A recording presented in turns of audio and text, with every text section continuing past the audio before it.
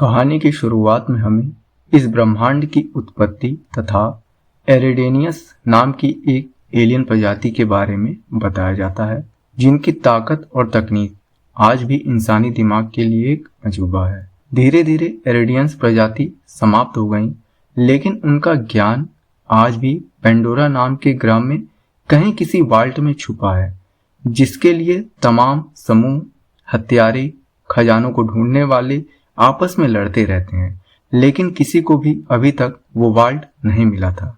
इस वाल्ट को खोलने के लिए 3 चाबियों को ढूंढना होगा और इससे भी ज्यादा जरूरी, इस वाल्ट को एरिडिया की बेटी ही खोल सकेगी।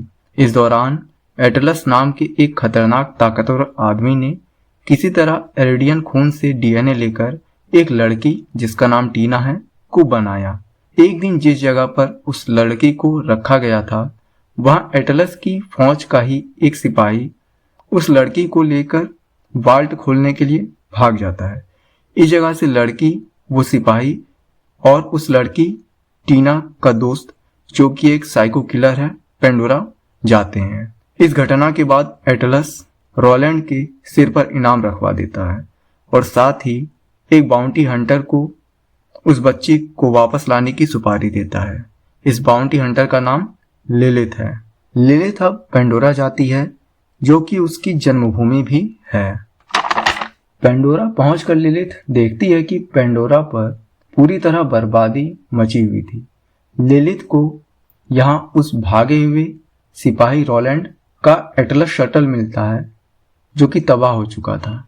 लिलिथ वहां कचरा बीन रहे बच्चों से उस सिपाही और बच्ची के बारे में पूछती है, जिस पर उसे पता चलता है कि रोलैंड, वह सिपाही और बच्ची हफ्तों पहले उत्तर दिशा में फायर स्टोन की तरफ जा रहे थे। इस सफर के दौरान लिलिथ को एक छोटा रोबोट मिलता है, जो लिलिथ को बताता है कि वह उसके पेंडोरा पर आने से एक्टिवेट हुआ है और उसे लिलिथ की मदद के लिए बनाया गया है। लिलिथ उससे पूछती है कि उसे किसने बनाया है।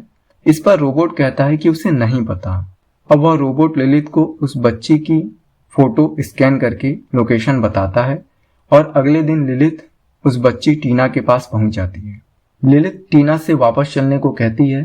इस पर टीना लिलिथ पर बमों से हमला करने लगती है, जो कि उसने अपने खिलौनों में छुपाए हुए थे, और टीना का साइको दोस्त भी इस दौरान बाहर आ जाता है, जिसके साथ लिलिथ को लड़ाई करनी पड़ती है। लड़ाई के बीच ही एटलस की आर्मी भी वहां पहुंच जाती है, जिसकी कमांडर नॉक्स है। अब लिलिथ टीना को कमांडर नॉक्स से बचाकर भागने लगती है। इसी दौरान वो सिपाही रोलैंड एक गाड़ी लेकर आता है और वो सभी उस पर सवार होकर भागने लगते हैं। एटलस की आर्मी अब उनके पीछे पड़ी हुई है। वो बचने के लिए कई तरीके अपना लेते हैं, लेकिन वे अपना पीछा उनसे नहीं छुड़ा पाते। एटलस की आर्मी उन्हें घेर लेती है। अचानक एक नो एंट्री पॉइंट आने पर वो सिपाही गाड़ी उस तरफ मोड़ लेता है। यह जगह काफी गंदी और बदबूदार होती है। यहाँ आर्मी से बचने के लिए उन्हें गाड़ी को एक भयंकर दानव के मुंह से पार करवाना पड़ता है। एटलस की आर्मी से पीछा छुड़ाने के बाद तो सभी आगे बढ़ जाते हैं। आगे उनकी गाड़ी खराब हो जाती है। वो सभी रुकते हैं तो लिलिथ उनसे बहस करती है। रोलैंड उस वाल्ट को खोलने के चक्कर में उस बच्ची की जिंदगी को दांव पर लगा रहा है, ऐसा लिलिथ का मानना था, और वह मानती थी कि कभी भी उस वाल्ट को नहीं खोला जा सकता। इस पर टीना लिलिथ को वाल्ट की पहली चाबी दिखाती है, जो कि उसके पास होती है।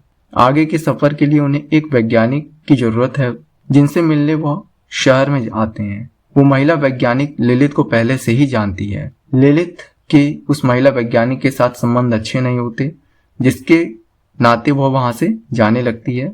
रोलैंड किसी तरह लिलिथ को रोकता है। अब आगे ये सभी एक पुरानी खदान में जाते हैं, जहां दूसरी चाबी छुपी है। खदान के अंदर का रास्ता काफी खतरनाक होता है। थोड़ी सी चूक और जिंदगी खत्म। इसी खदान को साइको किलर के गैंग ने अपना अड्डा बना रखा था। रोलैंड के साथियों की आड़ सुनकर वे उनके ऊपर हमला कर देते हैं। किसी तरह लिलिथ और रोलैंड उस खदान में से चाबी लेकर बाहर निकलते हैं। वो वैज्ञानिक पहली और दूसरी चाबी को जोड़ती है, जिससे उन्हें एक नक्शा मिलता है।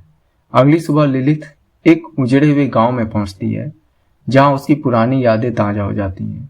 वो अपने पुराने घर में जाती है उस रोबोट को वहां एक ड्राइंग मिलती है जिसको स्कैन करने पर रोबोट बेहोश हो जाता है और एक रिकॉर्डेड मैसेज हमें दिखाया जाता है जिसमें लिलिथ की माँ, जो कि अब मर चुकी है, लिलिथ को बताती है कि उसने लिलिथ की जान बचाने के लिए ही उसे अपने से दूर किया था।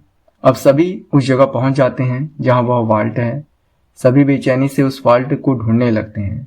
टीना उस वाल्ट को ढूंढकर उसकी दीवार पर चाबी रखकर उस पर चढ़ जाती है, लेकिन कुछ नहीं होता। इस पर सभी थोड़े परेशान हो जाते हैं क्योंकि सभी का मानना था कि टीना एरिडियन बच्ची है। अब एटलस भी अपनी आर्मी के साथ यहाँ पहुंच जाता है और इनके बीच आपसी जंग छिड़ जाती है। लिलिथ एटलस से कहती है कि अगर वो उसके दोस्तों को छोड़ देता है तो लिलिथ भी एटलस को बख्श देगी।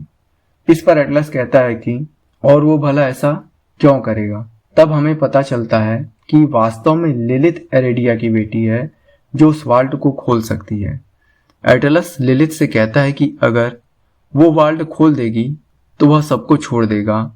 अब लिलिथ उस चाबी को वाल्ट की दीवार पर रखकर उस पर खड़ी होती है जिससे वाल्ट का दरवाजा खुल जाता है। वाल्ट खुलने से लिलिथ को कुछ शक्तियां मिलती हैं। अब एटलस लिलिथ से उस वाल्ट के अंदर ले जाने के लिए कहता है और ना ले जाने पर सबको मार देने की धमकी देता है। लिलिथ एटलस को वाल्ट के अंदर ले जाती है, लेकिन चालाकी से वह उसे वहीं फंसा देती है और एटलस वहीं फंसा रह जाता है। वाल्ट खुलने का जश्न पूरे पेंडोरा ग्रह में मनाया जाने लगता है